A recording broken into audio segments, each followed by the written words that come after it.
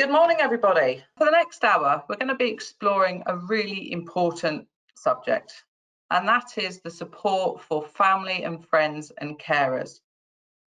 We recognise the importance of that community that is around the person who's been diagnosed with lymphoma, been diagnosed with cancer.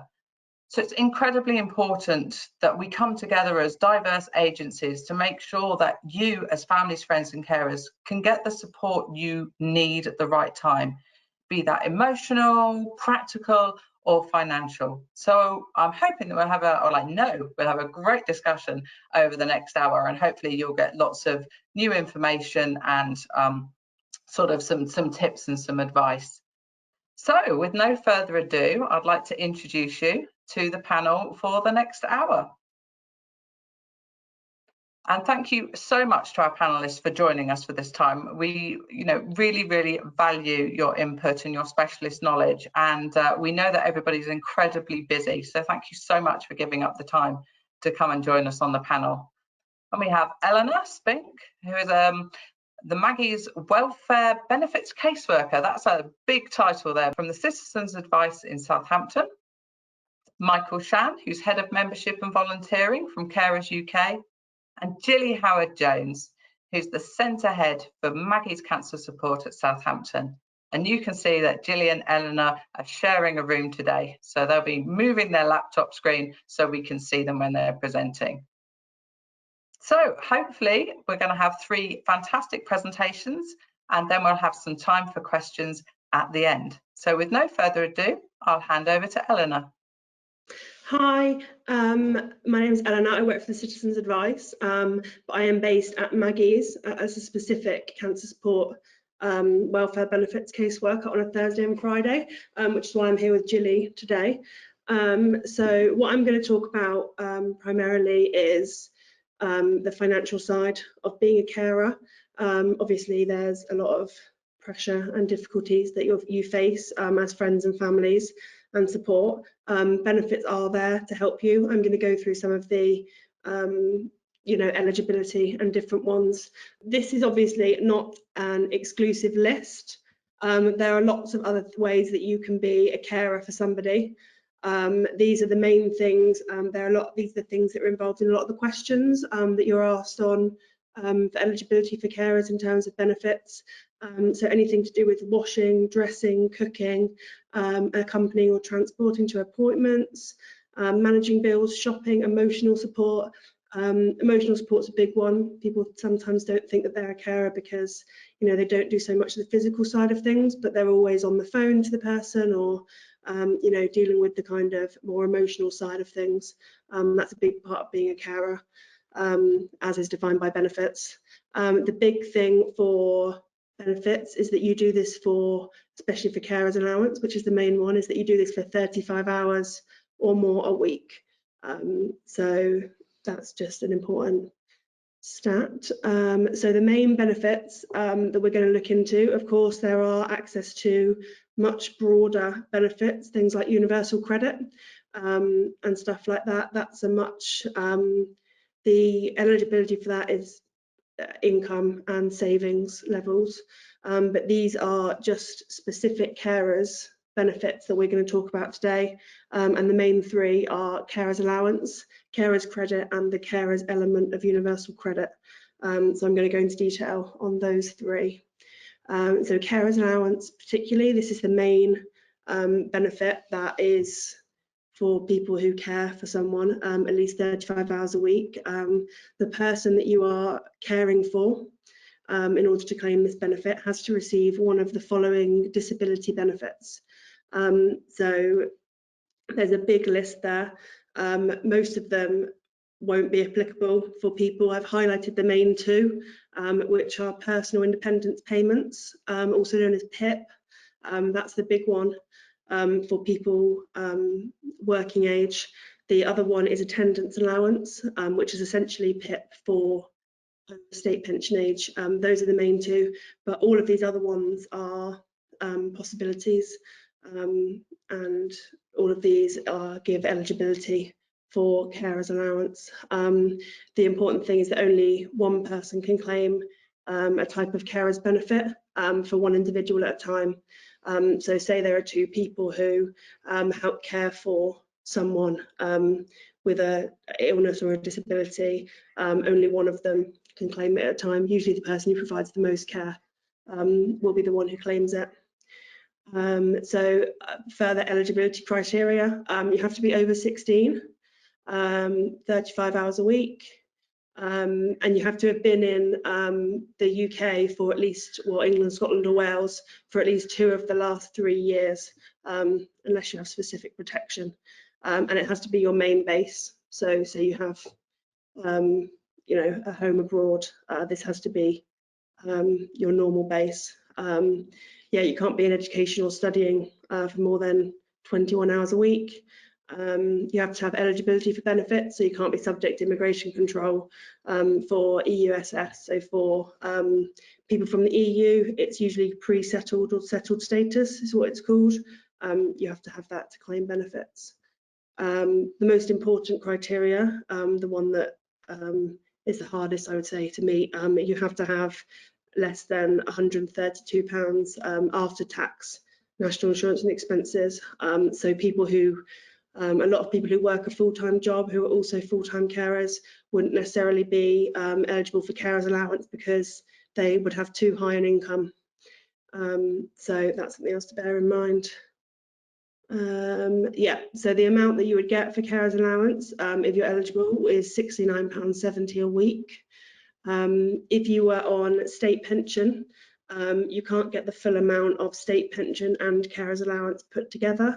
They're what's called overlapping benefits, so you can only claim one of them at a time. But if your state pension is lower than £69.70, carers allowance is there to top it up to £69.70. But if you are on pension credit, which is a means tested benefit for people who are over state pension age, your pension credit can go up if you're a carer. So yeah, just how to apply. These links, they will be available on the website where this is being published afterwards. But just to let you know, if you wanted to apply, you can apply online through the gov.uk website. You can also print the form, fill it in and send it off by post. Citizens Advice, Maggie's, anywhere that does benefits advice will be able to help you fill in that form if you needed them to, because I know the forms can be quite confusing. So the other thing is carers credit. This is a much broader eligibility than carers allowance. It's what people tend to go for if they're not eligible for carers allowance because of income or any of the other reasons. So carers credit is the same. You have to be of working age, so over 16 under state pension. It's only 20 hours a week. You have to look after someone, care for someone, help them, rather than the 35. Same rules, disability benefits, they would have to be on PIP or attendance allowance or one of the others that were mentioned, but there is an option that if the person doesn't get those things, you can complete something called the care certificate, which is part of the carers credit application. It's just a separate page, and it's that you would fill it in and you would explain why they're not on those benefits, but why they still require this care. The important thing about carers credit is it's not an amount of money that you'll receive, it is a national insurance credit. So these are obviously very important for state pensions to ensure that you can get the full amount when you reach state pension age. Essentially, carers credit will pay your national insurance contributions so that you have no gaps if you have to take time off from work or something else to care for somebody.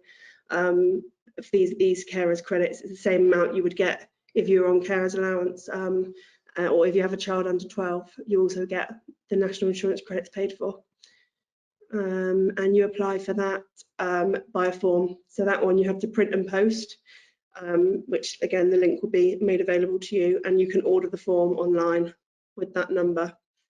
So you just order it. If you don't have a printer or anything like that, you just order it. They'll send it out to you and you fill it in and send it back. They'll give you an envelope for it as well. But all of that information will be made available afterwards. The final carers related benefit is universal credit, and specifically the carers element. So the way universal credit works is you get a standard amount And then there are additional things that can go on top. For example, you get an extra amount if you have children.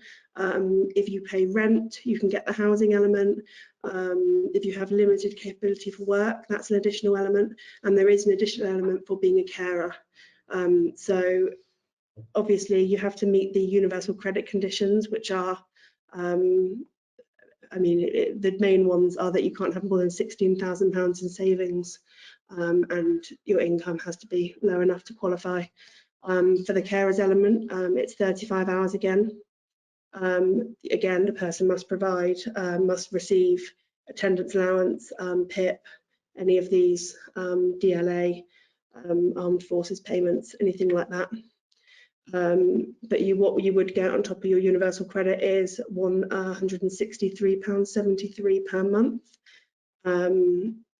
And if you're already on universal credit and you become a carer, you can inform them that you've become a carer just by writing a note in the journal, reporting this change of circumstance, and it will affect the amount of universal credit that you're receiving. You don't have to meet the less than £132 a week bar. That doesn't exist with getting the carers element. But of course, universal credit is means tested. So your earnings and your income will affect how much universal credit you're entitled to overall. But I've done universal credit applications for people who wouldn't have met the universal credit conditions beforehand. But now that they're a carer, they are eligible for it. So that's another thing to bear in mind. Yeah, just the one thing to be careful of before you do any applications is that claiming carers related benefits like carers allowance or the carers element of universal credit can have an effect on the benefits of the individual you're caring for if they're receiving benefits. It's particularly, so these are the conditions that it would affect if they get a severe disability premium in something called which we call old style benefits, which are things like income support, income-based job seekers allowance, income-related employment and support allowance, or housing benefit. So that's a lot of words that I've thrown at you there, but these are essentially old style benefits. Most people are now moving over to universal credit. There is a managed migration happening before 2024. So most people will now be moving over to universal credit, but if they happen to be on one of the old style benefits and they get a severe disability premium, they can lose that if somebody claims carers allowance. So just make sure you check with a benefits advisor or using an online benefits calculator, the details of which I will give you in a moment. Also, if they're getting the severe disability element of pension credit, because they're over state pension age and receive pension credit, then they might lose that as well. It can also affect council tax reduction, so always seek specific advice. Obviously today this is very general, every single situation will be different, so it's always best to seek the advice through Citizens Advice or another charity offering benefits advice. Something else quickly just to mention is that the Equality Act of 2010, so under this act it's illegal to discriminate against a carer because of their responsibilities as a carer. So it will protect you, the law will protect you against direct discrimination or harassment because you're associated with someone who's protected by the law. So the Equality Act in 2010 provides protection for a number of protected characteristics such as race, religion, sexuality, gender, there are 9 protected characteristics, but being disabled is one of them. I know people with cancer don't always necessarily think of themselves as disabled, and in many ways they're not, but for the purposes of the law for Equality Act, cancer is one of the automatic entitlements to disability protection. So the person has protection, and through your association with them, so do you. So that applies to any where you are treated differently in work, in education, out shopping, using public transport, any sort of public facilities. Then yeah, to bear that in mind, because you do have protection from that. But always speak to the Citizens Advice, because one of the big things that we do is fighting discrimination. So if you're in any doubt, then ask. Another thing just quickly to mention is the carers assessment. So this is something that might make your life easier. It's free, it's separate from a needs assessment, but it's often done at the same time. So the people with the illness or the healthcare issues or any reason that they would need care tend to get a needs assessment done by the local council. This can be done at the same time, a carers assessment. There's a list of things there that the assessment can recommend. But essentially contact adult services at your local council to ask for a carers assessment. So where can I get advice specific to my situation? So there are things called online benefit calculators. There's the three main ones there. I tend to use Entitled To, but it's a personal preference. You can put in your information and it will tell you what you're eligible for. Essentially, or if you need any specific advice, any issues using the internet, anything like that, contact your local citizens advice office. There's the national phone line and the Southampton phone line, just because that's where I work. But obviously, of course, charities like Macmillan and Maggie's that are cancer specific are able to advise on benefits as well. So bearing that in mind, just something quick to mention as well is that the Home and Well team is something that is new for Hampshire and Isle of Wight. Unfortunately, it's not available widespread throughout the country yet, but it will be in the next couple of years, hopefully. But at the moment, if you're in Southampton, Hampshire, Isle of Wight, this is a new service that Citizens Advice are offering, where they can help people who are particularly vulnerable. They can sign them up to the Priority Services Register. They can look at debt, benefits. It's a very holistic service to make sure that people are safe and well at home, and hopefully prevent as many hospital readmissions as possible.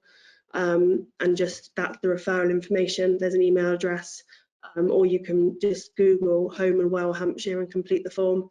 The only thing to bear in mind is that individuals cannot refer themselves, but you as carers, as friends and family, you can refer them into the service. So yeah, something else to bear in mind. And that's it from me with the Citizens Advice.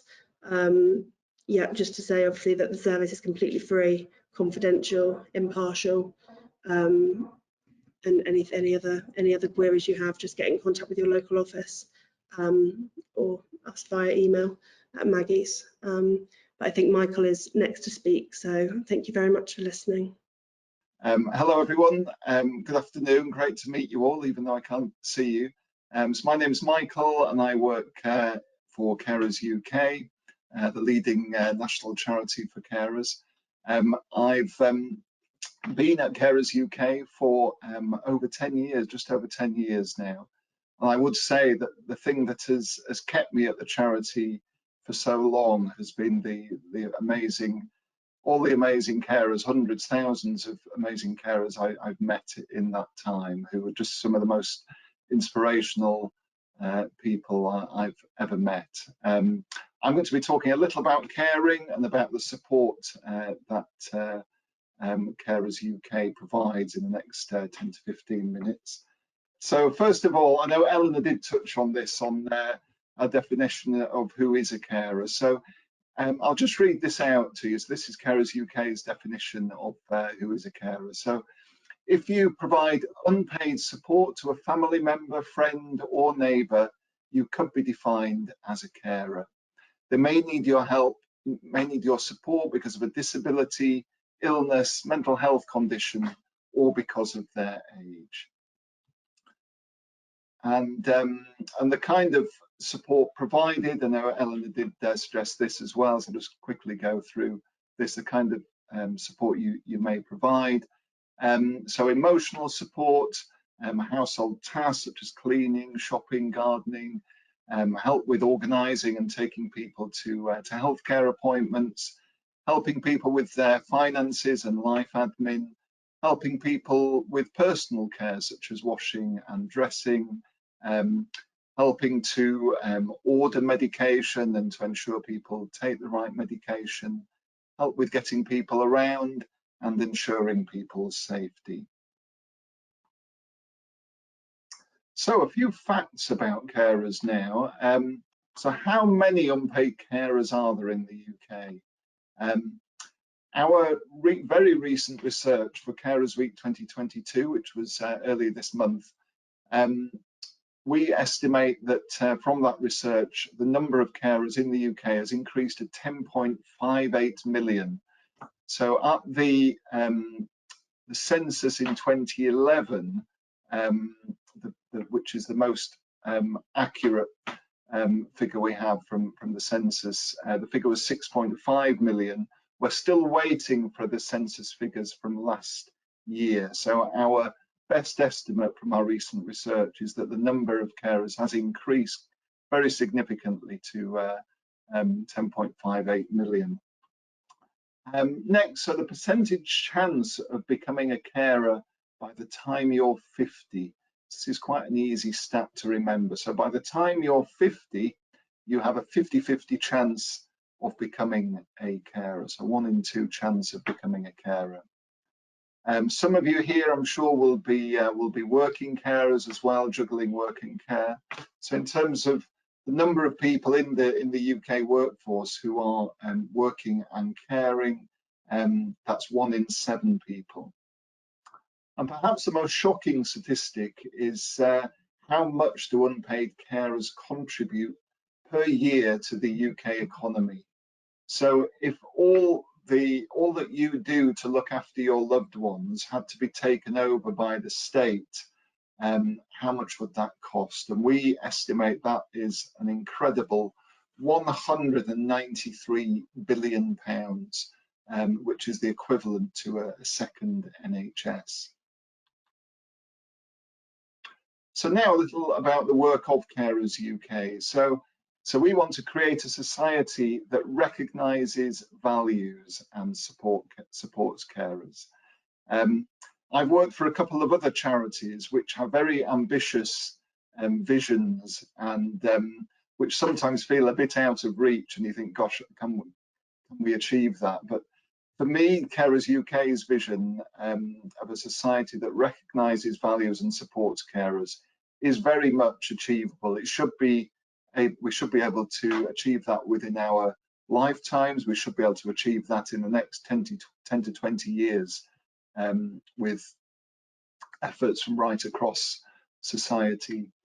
That's our vision, and we have a plan moving towards that for 2025, which will be our 60th anniversary.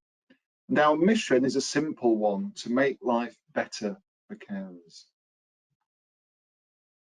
So what do? We bring carers together and connect carers so that no one has to care alone. Carers often tell us that caring can be quite an isolating experience.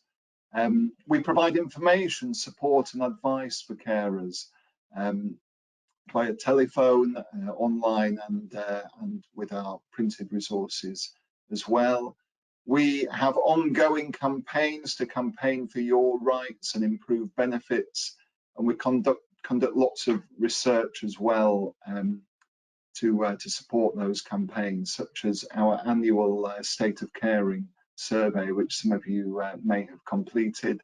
And we also innovate to find new ways to reach and support carers. So some of you may have accessed our mobile phone app, which enables you to connect with a carers support network for the person that you're looking after. So a little more detail now, just before I go on to a bit more on the support, just wanted to share this slide with you. I referred to the research on the last slide, and so this the Carers Week report that was just published a few weeks ago, which was titled "Make Caring Visible, Valued and Supported," and you can find the full report on our website. So there's that figure there of 10.58 million carers in the UK, and also we estimate that there's been a 42% increase in the number of carers providing that significant level of care of more than 20 hours a week, and some of you may feel that applies to you. So a very significant increase there. And also we found that of the 10.58 million, 4.87 million, so nearly half, are worried about your mental and physical health. So a bit more information, a bit more detail on the support we provide now. So we have a helpline that's open Monday to Friday, 9 AM to 6 PM, where you can call the helpline. The helpline is also open 24 hours if you'd like to email. I would recommend probably emailing if you're able to, with your details of your situation, and one of our advisors will be in touch with you with a detailed response within 2 to 3 days usually. We also have lots of information on our website that's been updated every single week, and as you'd imagine, during the pandemic, a lot of the guidance for carers has been changing, and so we've had to regularly update that. And you can find information on all of the carers benefits, carers assessments, and lots of other support for carers, and including, we also have a local directory as well, where you can find out about local services in your area. And you can just see at the bottom there, the Carers UK helpline, email address of advice@carersuk.org. And Eleanor did mention their carers assessments, and just wanted to signpost you to the page on the Carers UK website, which has quite comprehensive information for people right across the UK. So there is different guidance depending on which nation you're in. So there's the web link is at the bottom there. And we also have an online forum where you can connect with other carers, where you type in messages anonymously and connect with carers from right across the UK. And that forum has been running for 15 years now, and it's proved very popular with carers who found it a great source of support. It is, of course, running every day of the year, 24 hours a day as well. So I'd recommend you giving that a go. You do need to be a member to be able to post in the forum, which I'll just come on to in a minute. We also do have a listening support service, where if you prefer to get support by telephone, we do have some trained volunteers who can provide up to 4 half-hour sessions of emotional support on the phone. A big change for us through the pandemic has been provision of online meetups as well. And for me, this has been a kind of missing link with how we've supported carers. So we've always had kind of events where we've gone around the country to meet carers, but we know for many carers it's very difficult for you to get out of the house. So we are coming up this week, actually, we're reaching our 400th online meetup we've provided for carers. So every Monday we have what we call Care for a Cuppa, which is a chance for you to come and connect with other carers from right across the UK, talk about how you're feeling and any challenges you're facing at the moment, perhaps share some good news you might have had recently. And we also through the rest of the week have a series of share and learn sessions. So we've had lots of well-being sessions such as yoga, Pilates, mindfulness, Tai Chi. We have a monthly session with our helpline advisors where you can come and ask any questions about your rights and benefits. We have sessions to help you develop your skills as well, which we've had creative writing, photography sessions, also practical sessions if you're looking to re-enter the workplace on kind of writing CVs and interview skills. So really hope you'll give those sessions a try. And just a little about joining Carers UK. We have over 43,000 members across the UK now, and our membership is growing at around 500 new members every month. When you join, you'll so membership is free, and when you join, you'll receive our quarterly caring magazine, our monthly newsletters. You'll be able to post in the forum, and you'll receive invitations to our conferences, events, and invitations to take part in our campaigns and volunteering opportunities as well. So thank you for listening. I did just want to, just before I hand over to Gilly, just wanted to say that I know the title for today's session is Family, Friends and Carers, which just happens to be the title for a book of poems and stories that we produced from our first creative writing competition that took place in 2014.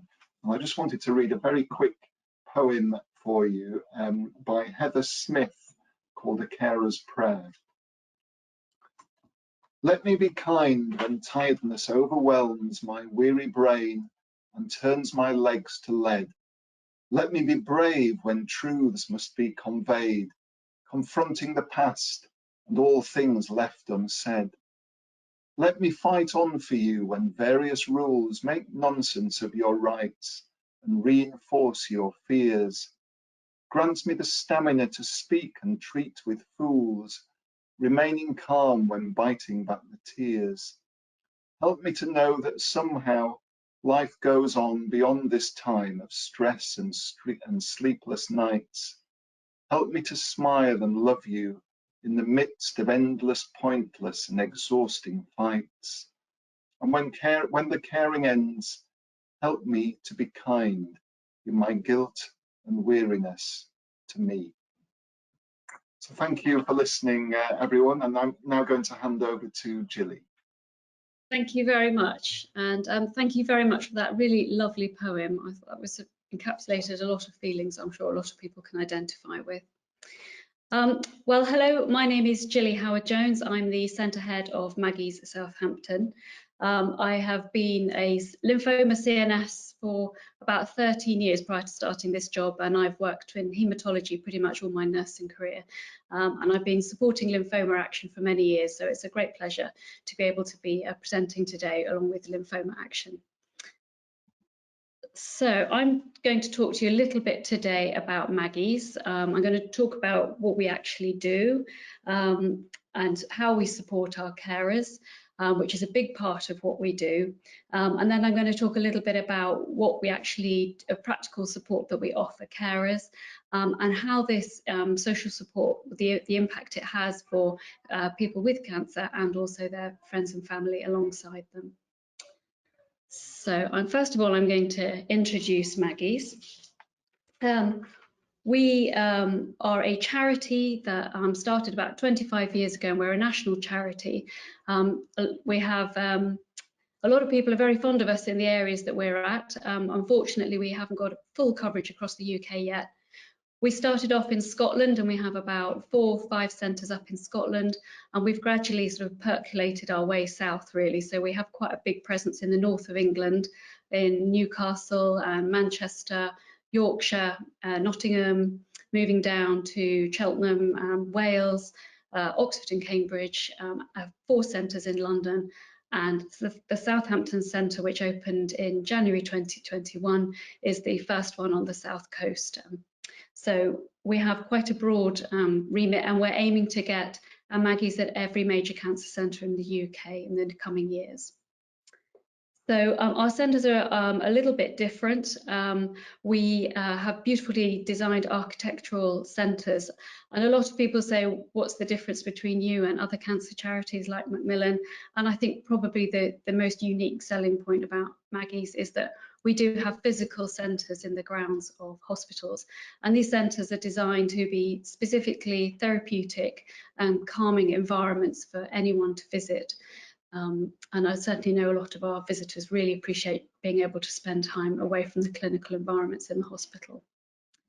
So we support anybody who is affected by cancer. So that is people living with cancer and their friends and families, and that's at any stage of their experience of cancer. We support all types of cancer, and we also support people who are living with benign tumours as well, such like brain tumours and some haematological conditions. What we like to do is to assess each person when they first come into us, find out exactly what it is that they need. Everybody's an individual and their needs are completely individual as well. We never limit the time that each person can come. The staff that are the people that staff Maggie centres are all professionally trained, so we all come from cancer backgrounds. So as I said, I was a cancer nurse. Some of my colleagues are radiographers, and I know we have people who have been occupational therapists at other centres as well. So we all have really a long professional career working to support people with cancer. Maggie centres are always in close proximity to the hospital. The reason for that is that we try to provide an alternative environment from the clinical environment of hospitals. Maggie's in Southampton is glamorously placed in the car park, and many centres are. And while that might not be a particularly great place to be, in many respects, it makes us very accessible for people. We're right next to chemotherapy and radiotherapy, so we're very easy to reach. We, alongside our beautiful environments, we try really hard to create a warm and welcoming environment. We do everything we can to support people. You can come in, it's free of charge, you don't need a referral, and our greatest strapline really is just come in, and that's what we really encourage people to do. We're open Monday to Friday, 9 to 5, and you really can just walk in. Alongside, we work very closely with the NHS. Our links with the hospital teams are really close, so we work really closely with all those nurse specialists. Funnily enough, we work really closely with the lymphoma team here at Southampton, having had those long links with them. But we also work with other local charities and Macmillan as well. Okay, so I've just got a few pictures here of some of our other centres. You can see they're all quite different. Maggie's has a strong history of working with architects, because the person who first started Maggie's, who was called Maggie, had close links to architectural design, and we've been able to follow that through with some very famous architects designing some of our centres over the years. And if you look in the bottom right hand picture, you can see a picture of our Southampton centre, which was taken at dawn by one of our visitors who was visiting. So they're all very different, very unique, and they really add to that feeling of finding somewhere calm and peaceful and soothing for people. So one of the things we do at Maggie's is, of course, support people who are carers. About 40% of the people who come to visit us at Maggie's are carers. We really recognise that carers play a really important role in supporting people living with cancer. Back in May this year, so only a couple of months ago, we had a big campaign called You Care, We Care. And if you want to have a look at our Maggie's website, which I strongly encourage you to do, we've got lots of support on our website. We have a specific area for family and friends, which talks a little bit more about our You Care, We Care campaign. One of our ambassadors, Janet Ellis, who was a former, has done a lot of things, but perhaps what she's most remembered for is being a presenter in Blue Peter, talks about her role as a carer supporting her husband who had cancer. So what we really recognise is that the role of the carer is something that people sometimes struggle to identify themselves as being a carer.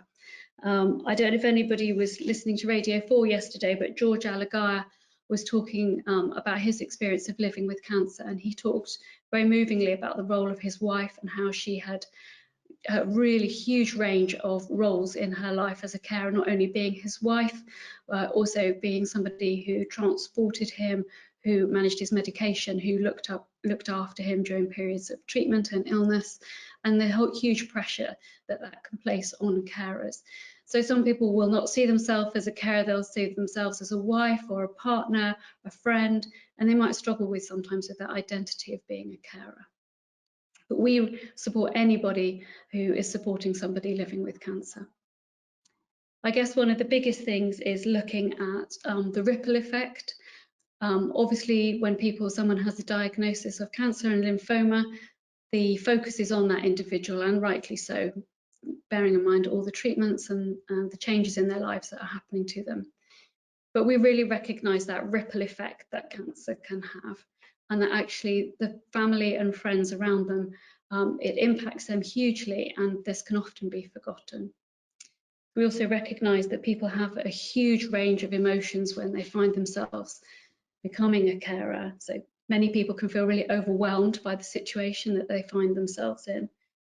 They can find themselves having some irrational thoughts, feeling quite despondent, sad and angry at that situation, and mourning their old life that they used to have that they're no longer able to have, and missing it.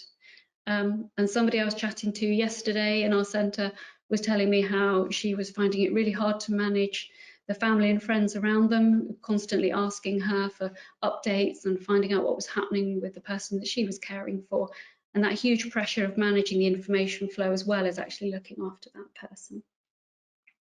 But I know that there are also positives to being a carer. People often talk to me about how they find real pleasure in being able to look after people, and they really enjoy life going forward. We talk about relationship changes. People talk to me about changing their roles change from blue to pink, pink to blue, how those roles that people have always traditionally had, they've often changed as they become a carer. Which can be really challenging, and also those roles and personal circumstances that people find themselves doing things as well as caring, so paying bills, managing the MOT on top of running into hospital or supporting people throughout their treatment and beyond. The other aspect of that is money worries, which Eleanor has talked about in detail. Financial concerns are a really big issue that we see at Maggie's, and we really aim through roles such as Eleanor's to really address and try and get on top of those financial difficulties quite early on in a diagnosis, because that can make a really big difference to easing the extra pressures that people find when financial circumstances change. So one of the big things we do at Maggie's to support carers is emotional support. We help people having difficult conversations, how to tell friends and family about their diagnosis. We support families telling their children about how to tell them about cancer. So we can talk about words, language to use that can help people when to tell people how to manage that situation. Managing changes in your life, such as work. Eleanor and her team play a big role in managing, supporting people with that. And adapting to your new role as a carer, how you might be able to go through with that. We often contextualise people's experiences and make them realise that they are not alone, that their experiences that they're going through are common to many people in that situation. And just having somebody outside their family and close friendship group can make a really big difference to just offload, and that's what a lot of people do when they come in and talk to us. And we can do that on a one-to-one basis, face-to-face. We can do it on the telephone. We can do that online, and we can also, if things are particularly complex, we can refer you on to our psychologists, who again can talk to people online or on the telephone, as well as face-to-face. So we try to have a really broad reach, because we really recognise that carers are often tied to home supporting people, and it's quite hard to leave home. So the support we offer here at Maggie's, we offer a huge range of courses and workshops. So across Maggie's and across the UK, we offer courses in stress management. We do things like a friends and family taster days to introduce people to some of the relaxation strategies that we have, like yoga, Tai Chi and relaxation. In fact, tomorrow I'm holding an online friends and family support group. We do it online deliberately because we know that people can find it hard to come into the centre. We offer things like sleep workshops, supporting people to perhaps look at why they're not sleeping, because sleep is often a really big problem as part of anxiety as of being a carer. We do things like practical skills, like supporting people with nutrition, and talk to people about how they can support somebody going through their treatment, and perhaps when someone's dying, how to best support their nutritional needs at that stage of life. We run a whole range of support groups, as I mentioned, where we hold regular family and friends support groups. We hold groups for partners, so for example, support groups for men supporting women with breast cancer. Partners meeting together can be really helpful for some people. And we also run support groups, disease-specific support groups for the person and their carers. So for a range, we offer things like head and neck cancer, but we're also starting up our haematology support group in September, and that will be for family and friends as well as the person living with cancer. We also look at very much strategies how to combat stress.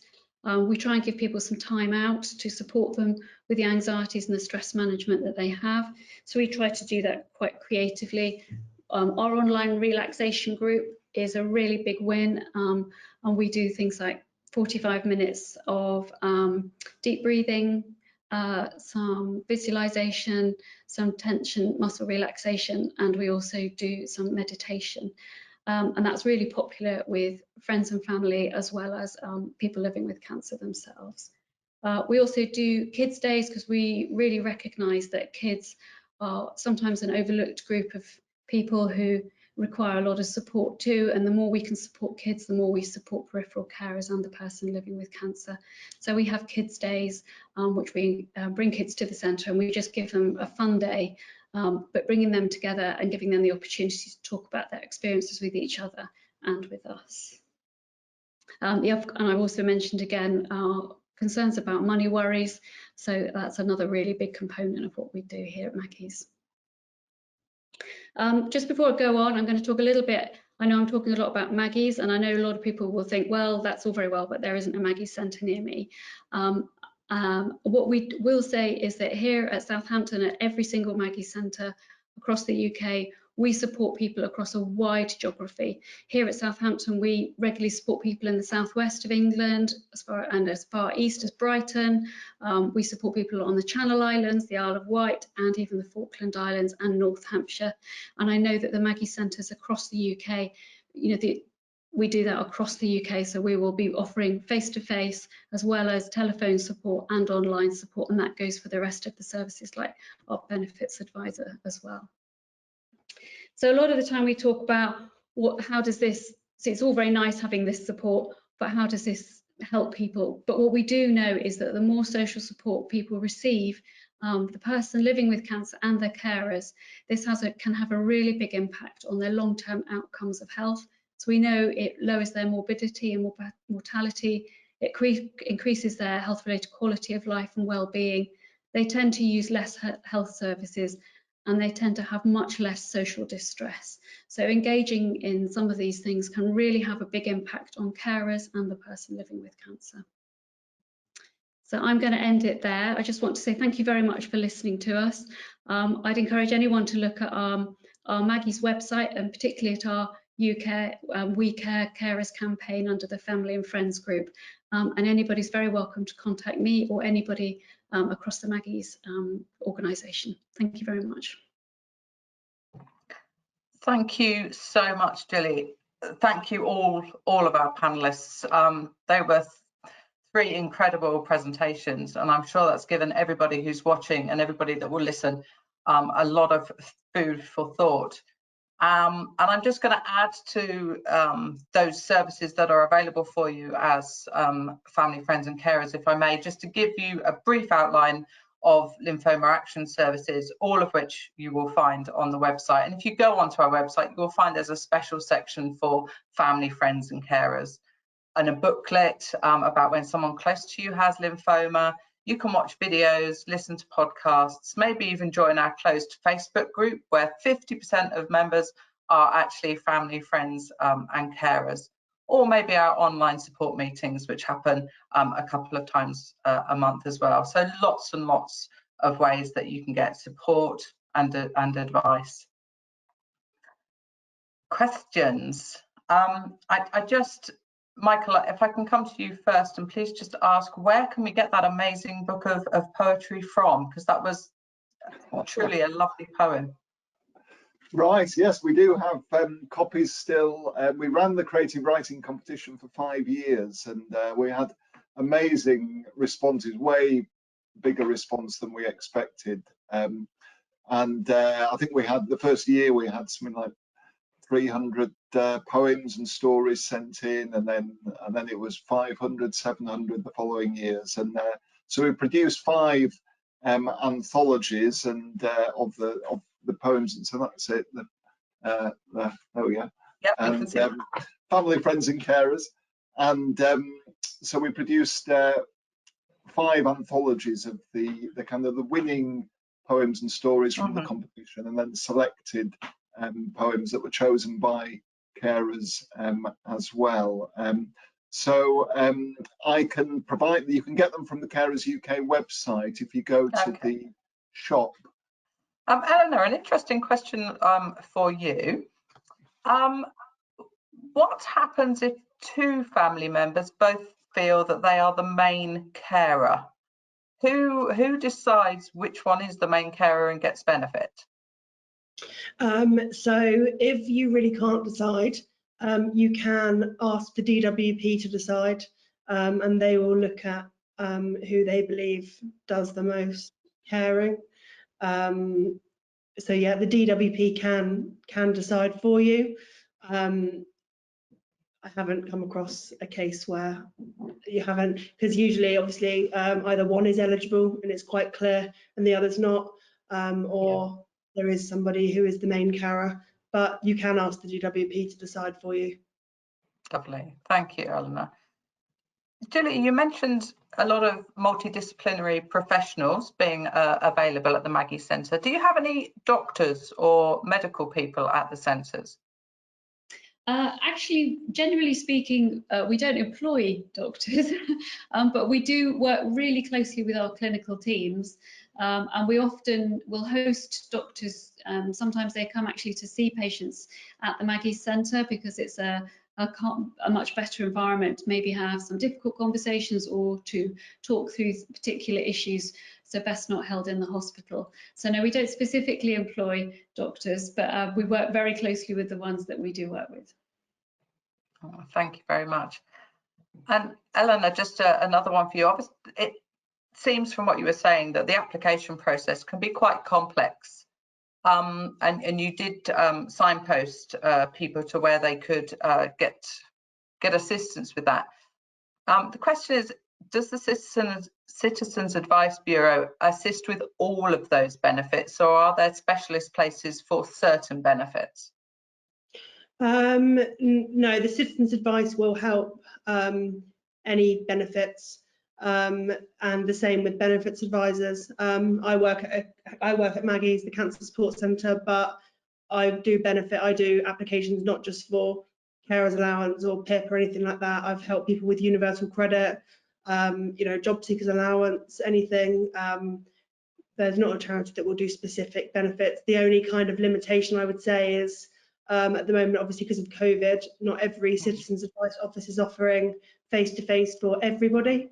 But if there is any reason that, for example, they wouldn't be able to do the form, if you're vulnerable, any sort of communication difficulties, language barriers, any issues with writing, energy levels, stuff like that, because these forms can take they take me even an hour to do, and I've done hundreds of them. So if you contact the local office, the Citizens Advice will help you do any forms to do with benefits. They won't help with legal forms, but they can do benefit forms. All right, thank you very much. And just because we're coming to an end at the moment, I'm going to just put the 3 of you on the spot, if I may, and ask you if you could just think of a short take-home message for those families, friends and carers who are listening, just a last little earworm that they can think about during today. And I'm going to start with Michael, if that's okay.